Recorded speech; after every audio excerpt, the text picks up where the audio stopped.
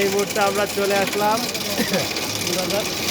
কাওড়া বলো কাওড়া বাজারে কাওড়া বাজারে আমাদের আমাদের এক সুনামধন্য বন্ধু, এই ছোটবেলার ন্যাংটা কালের বন্ধু, হ্যাঁ ন্যাংটা কালের বন্ধু, যে এখন মনে করে যে ন্যাংটা দূর করার জন্য হাওয়াই মিষ্টি তৈরি করতেছে।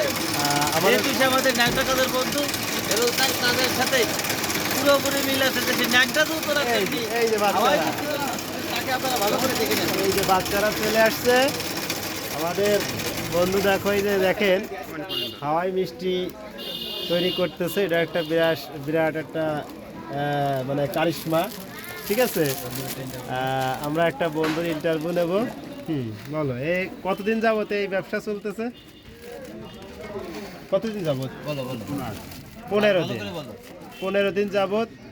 তো মোটামুটি এরকম কত প্যাকেট সেল হয়? 20 প্যাকেটের মতো সেল হয়। যাক, আলহামদুলিল্লাহ, 20 প্যাকেট সেলটা অনেক ভালো ব্যাপার। একটা সৎ উপার্জন, সৎ কর্ম। আমরা একটু চা ব্রেক নেব। যারা প্রচুর পরিমাণে হাওয়াই মিষ্টি খেতে চান তারা আমাদের সাথে যোগাযোগ করতে পারেন।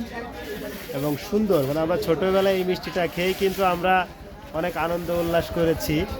তো আজকে চলার পথে দেখে ফেললাম।